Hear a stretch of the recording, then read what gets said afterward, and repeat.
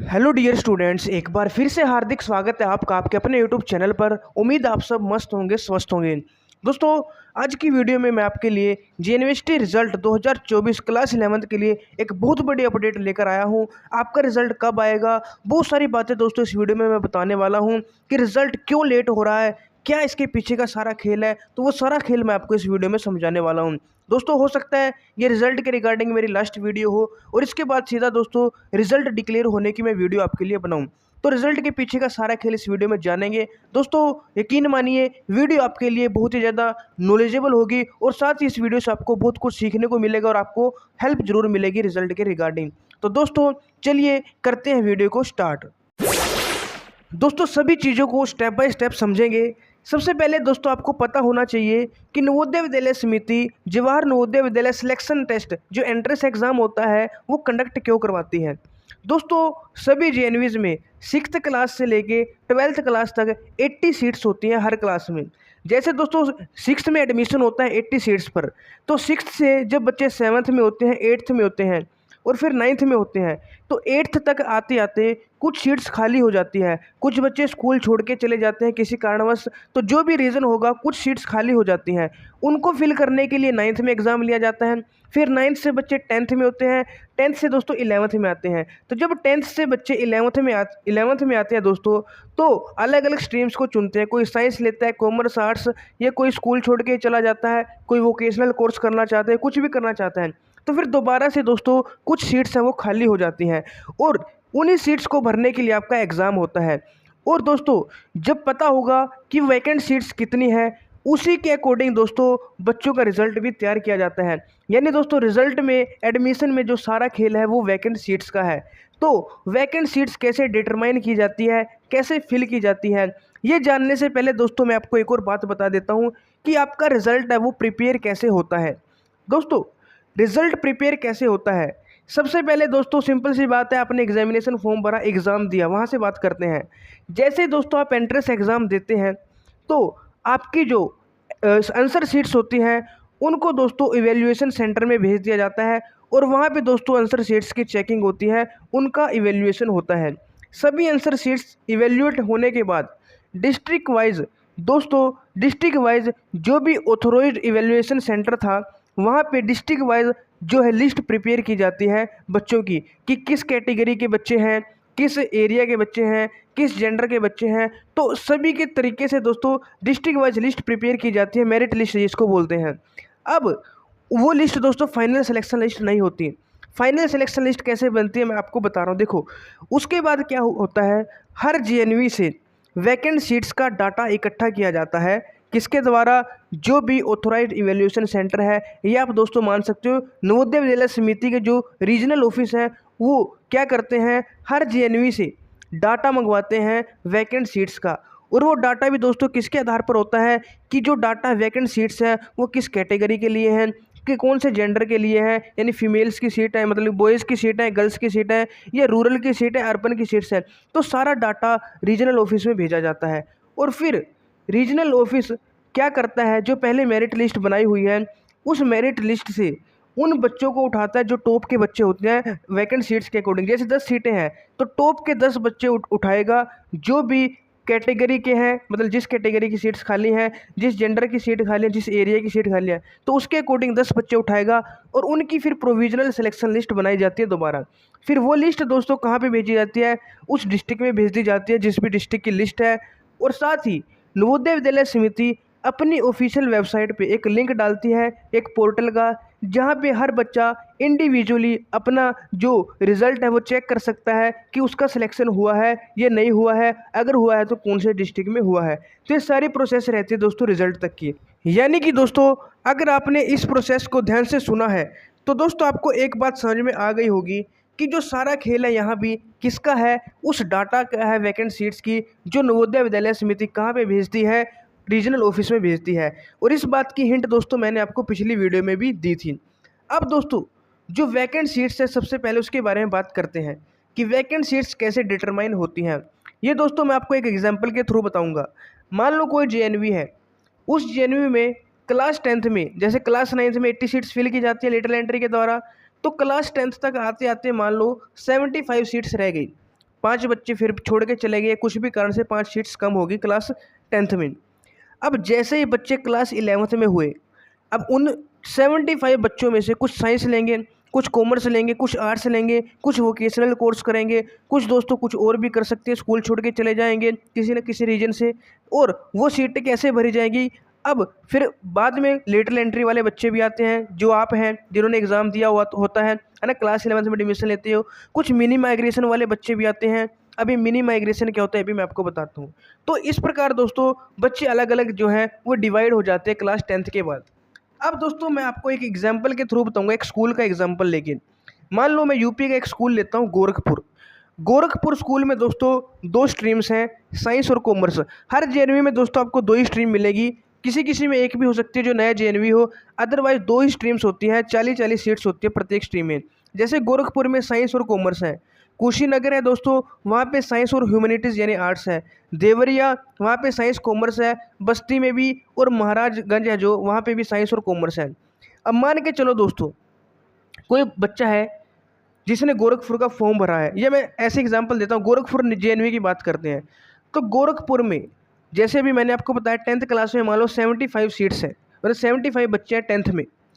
अब बच्चे जो हैं 10th के बाद 11th में गए, मान के चलो दोस्तों उन 75 बच्चों में से 5 बच्चे ऐसे निकले जो स्कूल छोड़ के चले गए किसी कारणवश, कोई भी कारण हो सकता है उनको 11th 12th ना करनी हो, ITI करनी हो, कोचिंग लेनी हो, कुछ भी कारण हो सकता है कि उनका मन ना लगा हो, या किसी भी कारणवश वो 5 बच्चे छोड़ के चले गए। अब 10th में कितने बच्चे जो रह गए 70। अब 70 बच्चों में से दोस्तों मान के चलो, अभी जो मैं आपको मिनी माइग्रेशन बता रहा था, पहले मिनी माइग्रेशन बता देता हूँ। देखो दोस्तों गोरखपुर में साइंस और कॉमर्स है, ठीक है ना। गोरखपुर के पास कौन सा पड़ता है, कुशीनगर पड़ता है, उसमें साइंस और ह्यूमैनिटीज़ है। देवरिया में साइंस और कॉमर्स है, और बस्ती महाराजगंज इनमें भी साइंस और कॉमर्स है। अब दोस्तों गोरखपुर का कोई स्टूडेंट है जेएनवी का, उसको ह्यूमैनिटीज़ लेनी है, आर्ट्स लेनी है, लेकिन गोरखपुर में आर्ट्स नहीं है, ना ही देवरिया बस्ती महाराजगंज में है, सिर्फ कुशीनगर जेएनवी में ह्यूमैनिटीज़ है। तो जो बच्चे हैं गोरखपुर से जिनको भी आर्ट्स लेनी है, मान लो दोस्तों 15 बच्चे ऐसे जिनको आर्ट्स लेनी है, तो वो बच्चे दोस्तों माइग्रेट किए जाते हैं गोरखपुर से कुशीनगर जेएनवी में। तो इसी को बोलते हैं मिनी माइग्रेशन। तो वहाँ से माइग्रेट कर दिए, तो जो 70 बच्चे बचे थे, ठीक है ना, 75 में से 5 निकाल के, उन 70 बच्चों में से भी मान के चलो दोस्तों कि 15 बच्चे कुशीनगर जेएनवी में चले गए, माइग्रेट हो गए, ठीक है ना, 15 बच्चे चले गए।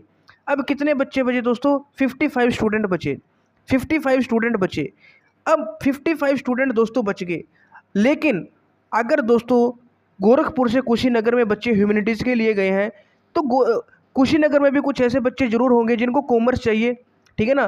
तो हो सकता है वहाँ से भी दोस्तों गोरखपुर में बच्चे आए। तो मैं मान के चलता हूँ दोस्तों 5 बच्चे वहाँ से जो हैं वो कहाँ पे आ गए, गोरखपुर जेएनवी में आ गए मिनी माइग्रेशन में, यानी कि दोबारा से हमारे पास 60 स्टूडेंट हो गए 10th के। अब उन 60 में से दोस्तों मैं मान के चलता हूँ 30 बच्चों ने साइंस ले ली, ठीक है ना, गोरखपुर में, और 30 बच्चों ने कॉमर्स स्ट्रीम ले ली, इक्वल मान के चलते हैं। तो 30-30 सीट्स दोस्तों फुल हो गई, लेकिन सीट्स कितनी है, 40। अब 40 में से दोस्तों 30-30 फुल होगी, तो साइंस में भी 10 सीटें बची और कॉमर्स में भी दोस्तों 10 सीटें आपकी वैकेंट रह गई। तो इन 10 सीटों का दोस्तों डाटा है वो कौन सी जेंडर की है, किस कैटेगरी के लिए है, ये किस एरिया के लिए, रूरल अर्बन, यही दोस्तों डाटा है नवोदय विद्यालय है जो वो क्या करते हैं, रीजनल ऑफिस में भेजता है, और इसी के आधार पर दोस्तों क्या बनता है, जो आपकी मेरिट लिस्ट है, सिलेक्शन लिस्ट है, वो बनती है। अब दोस्तों एक और बात मैं आपको यहाँ पे बताता हूँ, जैसे दोस्तों ये सभी वैकेंट सीट्स फाइनल हो जाती हैं, तो उसका डाटा अभी मैंने आपको बताया रीजनल ऑफिस में जाएगा, रीजनल ऑफिस से मेरिट लिस्ट तैयार होगी, एक प्रोविजनल सिलेक्शन लिस्ट बनेगी, गोरखपुर जेएनवी में भेजी जाएगी, और वो सब ऐसा ही करके सभी जेएनवीज में भेजी जाएगी, सभी जेएनवी की, गोरखपुर, कुशीनगर, देवरिया, पूरे डिस्ट्रिक्ट, पूरे मतलब यूपी में, पूरे दोस्तों जो भी ऑल इंडिया है सभी जेएनवीज की लिस्ट भेजी जाएगी, ठीक है ना। और वो लिस्ट वेरीफाई करके ही भेजी जाती है हर डिस्ट्रिक्ट में, और साथ ही दोस्तों आपका जो साइट है उस पर पोर्टल ओपन किया जाता है, और फिर आपका रिजल्ट आ जाता है। तो ये सारा प्रोसेस रहता है। अब दोस्तों मेन बात है हमारी कि रिजल्ट कब आएगा, कब आएगा आखिरकार रिजल्ट, ठीक है ना, बहुत इंतजार हो गया, तो अब रिजल्ट कब आएगा, अब इसके बारे में बात करते हैं। देखो दोस्तों 2 केस बनेंगे। सबसे पहला केस क्या है, अगर जो भी मैंने अभी तक आपको काम बताया है कि सभी जेएनवी की जो लिस्ट है वैकेंट सीट्स की, अगर वो रीजनल ऑफिस में पहुंच चुकी है, तो समझो आपका रिजल्ट तैयार है, और 30 जून या 1-2 जुलाई से पहले आपका रिजल्ट आ जाएगा। लेकिन दोस्तों इसमें ट्विस्ट क्या है कि इस चीज़ के मुझे बहुत ही कम चांसेस लग रहे हैं, बहुत ही कम चांसेस है कि आपका 30 जून तक रिजल्ट आ जाए, ठीक है। लेकिन एनवीएस का कुछ नहीं पता, हो सकता है आ जाए, क्योंकि लेकिन जो मुझे जानकारी प्राप्त हुई है दोस्तों, उसके अनुसार तो चांसेस बहुत ही कम है 30 जून से पहले रिजल्ट आने के। अगर 30 जून या 1 जुलाई से पहले रिजल्ट नहीं आया तो फिर रिजल्ट कब आएगा, अब इसकी बात करते हैं। तो दूसरा केस देखो दोस्तों क्या है।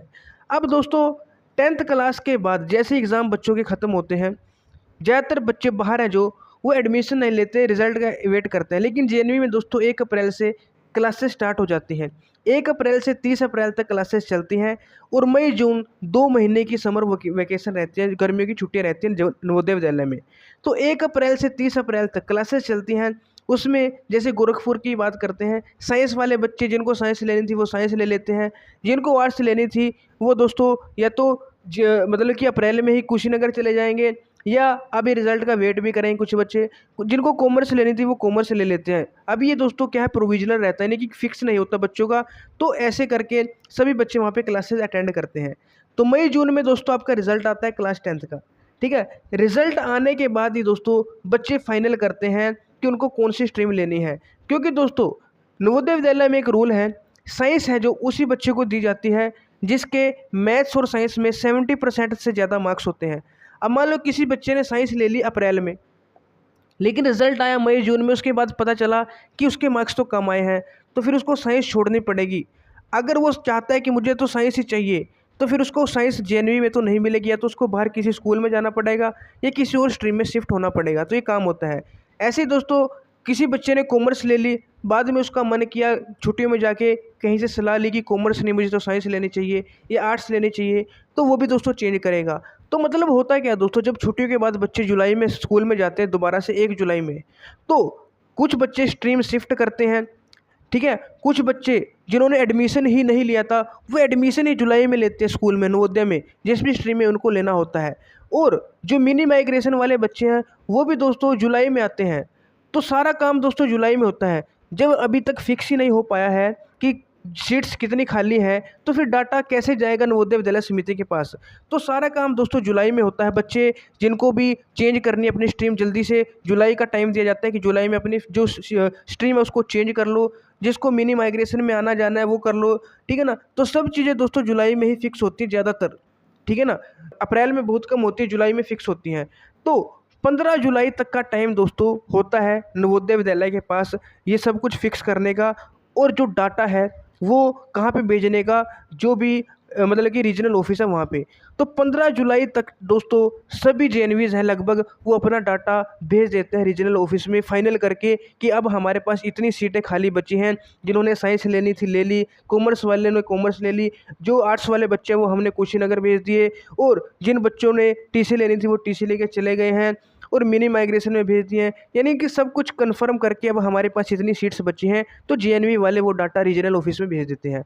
अब जब डाटा ही 15 जुलाई को गया, अब हो सकता है 15 जुलाई से पहले भी चले जाए, लेकिन ज़्यादातर चांस है 15 जुलाई तक ही जाएगा, क्योंकि कोई ना कोई स्कूल लेट कर ही देता है, ठीक है ना। तो 15 जुलाई तक जब डाटा जाएगा, अब जो रीजनल ऑफिस है वहाँ पे तो लिस्ट तैयार बनी है आपकी, बस उनको तो डाटा का इंतजार है, और डाटा के हिसाब से उनको बस जो सिलेक्शन लिस्ट है वो बना लिया टॉप के बच्चों की। तो जैसे उनके पास डाटा जाएगा वो तभी दोस्तों लिस्ट बना देंगे, और जैसे लिस्ट बनी वो लिस्ट हर जेएनवी में भेज दी जाएगी, और साथ ही जो पोर्टल है वो आपका ओपन हो जाएगा रिजल्ट चेक करने के लिए ऑफिशियल वेबसाइट पर। तो इस प्रकार दोस्तों आपका रिजल्ट आता है। तो अब इस जानकारी के अकॉर्डिंग दोस्तों अगर माने, अगर 15 जुलाई तक लिस्ट भेजी जाएगी तो मतलब आपका जो रिजल्ट है दोस्तों 15 जुलाई से लेके 31 जुलाई के बीच में आने की ज़्यादा संभावना है, ठीक है, बहुत ज़्यादा चांसेस है। हालांकि दोस्तों ये कोई फिक्स नहीं है, लेकिन ज़्यादातर चांसेस इसी के दिखाई दे रहे हैं जिस हिसाब से डाटा मिला है। लेकिन फर्स्ट केस भी मान के चलो, अगर 30 जून तक रिजल्ट आ जाए तो आपका बहुत ही अच्छी बात है। 30 जून तक नहीं आया फिर तो दोस्तों मान के चलना 15 के आसपास ही, 15 जुलाई के आसपास ही आपका रिजल्ट आएगा, फिर तो यही केस बनेगा, ठीक है ना। तो दोस्तों ये था रिजल्ट के बारे में। अब दोस्तों हो सकता है अगर डाटा स्कूल वालों ने 7 जुलाई तक ही भेज दिया, यानी कि 15 जुलाई से पहले ही भेज दिया तो रिज़ल्ट आपका 15 जुलाई से पहले भी आ सकता है। यानी जितनी जल्दी डाटा भेजा जाएगा उतना जल्दी आपका रिज़ल्ट आएगा। तो दोनों केस दोस्तों मैंने आपको समझा दिए हैं। और दोस्तों मैं समझ सकता हूँ कि आप सभी को अपने रिज़ल्ट का इंतज़ार करते हुए काफ़ी टाइम हो गया है और ये जो इंतज़ार है आपके लिए स्ट्रेसफुल और फ्रस्ट्रेटिंग भी हो सकता है। लेकिन दोस्तों आप सभी ने इस एग्ज़ाम के लिए बहुत ही मेहनत की है और आपका जो ये वेट करना बिल्कुल सही भी है। और याद रखें दोस्तों कि आपकी जो मेहनत है और आपकी जो डेडिकेशन है वो हमेशा रंग लाती है। आपका इंतज़ार भी आपकी जर्नी का एक हिस्सा है जो आपको और भी मजबूत बनाएगा। और आपको दोस्तों मैं बताना चाहता हूँ एक बात कि नवोदय विद्यालय समिति है वो आपके रिज़ल्ट को जल्दी से जल्दी डिक्लेयर करने के लिए कड़ी मेहनत कर रही है। लेकिन जब तक उनके पास डाटा ही नहीं पहुँचेगा जेएनवी से तो वो भी क्या करेंगे। आपने देखा होगा क्लास 6 का रिज़ल्ट कितनी जल्दी डिक्लेयर कर दिया था क्योंकि उसका डाटा ही नहीं चाहिए होता। और क्लास 9th का रिज़ल्ट भी कितनी जल्दी डिक्लेयर कर दिया था। लेकिन 11th के रिज़ल्ट में थोड़ी सी दिक्कत आती है दोस्तों, क्योंकि जो क्लास 10th का रिज़ल्ट है वो मई जून में आता है। मैंने सारी प्रोसेस आपको समझा दी है, आप समझ सकते हैं, ठीक है। लेकिन कोई बात नहीं दोस्तों, जब तक भी रिज़ल्ट आएगा आप लोग अपने आप को मोटिवेटेड रखें। आप नई चीज़ें सीखने की कोशिश करें, टाइम वेस्ट ना करें, अपने स्किल को एनहांस करते रहें, ठीक है ना। स्टडी करते रहें ताकि जब आप एडमिशन लें, ठीक है, रिज़ल्ट के बाद, तो दोस्तों आपका नुकसान ना हो। आप अभी से स्टडी करते रहें जो भी स्ट्रीम आपको लेनी है, ठीक है। मैं सभी के दोस्तों आपके साथ हूँ। आपको यकीन दिलाता हूँ कि आप सभी के ड्रीम्स हैं ज़रूर पूरे होंगे। और मेरी भगवान से यही दुआ है कि आप सभी का रिज़ल्ट अच्छा ही आए और जल्दी से जल्दी आए, ये भी मेरी दुआ है दोस्तों। आप सभी को दोस्तों बेस्ट विशेज़ मेरी तरफ से। अगर आपका दोस्तों कोई क्वेश्चन रहता है, कोई भी दोस्तों क्वेरी रहती है तो कमेंट में ज़रूर पूछें। वीडियो अगर आपको पसंद आई है तो प्लीज़ इसे लाइक करें, सभी के साथ शेयर करें और हमारे इस प्यारे से चैनल को सब्सक्राइब ज़रूर करें ताकि आपको फ्यूचर में भी दोस्तों और भी अपडेट्स यहाँ से मिलते रहें। दोस्तों वीडियो देखने के लिए आपका बहुत बहुत धन्यवाद। मिलता हूँ आपको एक और नई वीडियो में, तब तक के लिए मेरे साथ जुड़े रहिएगा। जय हिंद, जय भारत, जय नवोदय।